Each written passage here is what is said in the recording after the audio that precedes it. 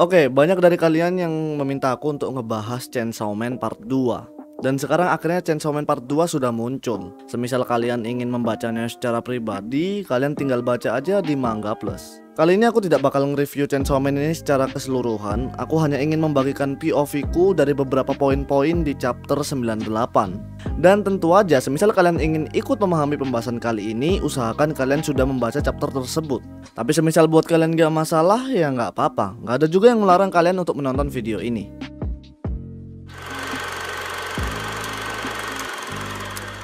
Oke, dengan munculnya chapter 98 ini, akhirnya kita mulai dipertegas tentang siapa saja Four Horsemen dari Chainsaw Man. Di part 1 Makima pernah menyinggung jika Chainsaw pernah melakukan pertarungan dengan kumpulan Weapon Devil dan Four Horsemen. Tapi saat itu Chainsaw Man kabur karena terluka dan merubah tubuhnya menjadi anjing, yaitu Pochita. Yang tentu aja cerita itu bersambung ke pertemuan Pochita dan Denji. Sejatinya dalam kepercayaan teolog Kristen, Four Horsemen atau sering disebut sebagai Four Horsemen of the Apocalypse adalah pelambangan dari akhir zaman. Dan pelambangan ini dibawa dengan 4 rupa penunggang kuda, yang mana setiap penunggang kuda ini memiliki arti atau definisi. Di Four Horsemen ada 4 pendefinisian, yaitu Death, Famine, War, dan Conquest. Dengan seluruh penjelasan part 1 hingga munculnya Mitaka di part 2, akhirnya kita punya runtutan jika Makima adalah salah satu Four Horsemen, yaitu Conquest, yang memiliki arti penaklukan. Sesuai sifat dari Control Devil dapat menaklukkan lawannya. Dan sekarang kita kemunculan War Devil, yang mana dia ini mengambil tubuh dari Asa Mitaka, yaitu salah satu siswi sekolahan.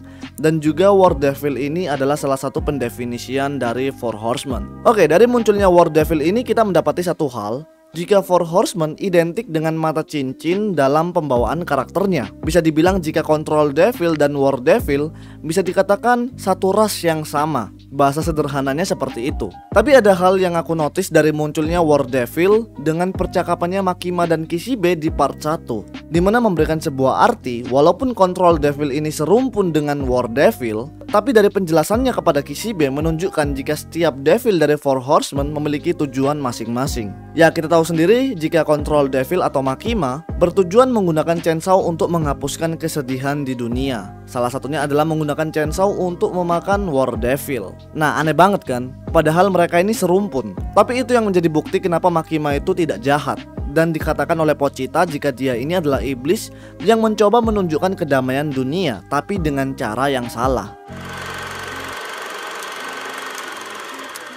Aku sedikit penasaran kenapa Fujimoto ini menetapkan ending kematian bagi Makima, tapi di callback lagi di akhir part 1, walaupun dengan sosok yang berbeda, yaitu Nayuta. Kalau aku lihat dari POV ku, penempatan Control Devil kepada Nayuta ini bertujuan untuk membantu Denji di part 2. Kita tahu sendiri jika tujuan Control Devil atau Makima tidak lebih untuk menghancurkan beberapa kesedihan yang dibawakan dari Devil-Devil Four Horsemen. Dan bisa masuk akal jika ini menjadi reuni bagi Control Devil dan ras rumpunnya, yaitu War Devil, walaupun mereka berdua di jalan yang berbeda. Control Devil sebagai pemuja Chainsaw Man yang mencoba mengendalikan Chainsaw untuk kedamaian dunia. Sedangkan War Devil, War Devil tujuannya apa?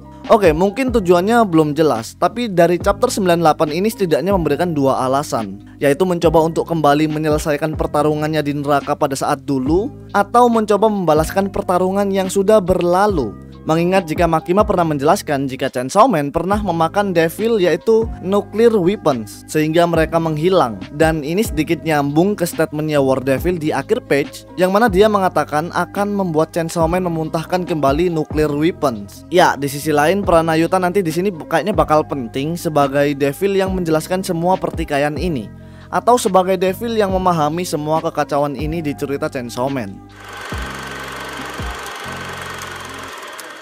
Oke, beberapa waktu yang lalu aku sempat ditanyai oleh beberapa orang-orang terkait luka wajah Mitaka, dimana beberapa mencoba bertanya, apakah luka itu berasal dari bentuk luka yang dilakukan Chainsaw Man pada saat dulu, atau bentuk wajah identiknya si War Devil. Sebenarnya luka di wajah Mitaka itu tidak lebih bekas luka dari Justice Devil yang ia lawan pada saat itu. Regenerasinya dimulai ketika ia mulai menerima kontrak dari War Devil. Ini sama seperti Chainsaw Man atau Denji. Kalau di chapter awal kita tahu sendiri jika jantungnya Denji itu terluka. Tapi untung saja darahnya Denji itu mengalir ke Pochita sehingga bisa menetapkan kontrak. Dan dari situ Denji bisa selamat. Dan juga masuknya Pochita sebagai pengganti jantungnya Denji. Tapi tetap saja yang ada di dadanya Denji itu tidak lebih adalah sejenis luka. Tapi harus dipahami jika ras Makima dan Denji ini melakukan kontrak dengan cara berbeda.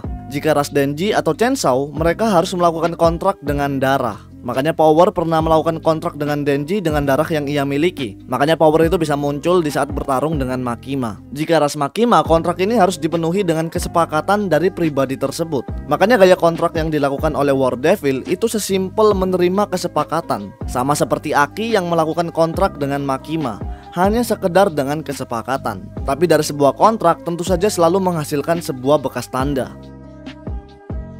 Oke, ini beberapa hal yang aku lihat dari Chainsaw Man chapter 98.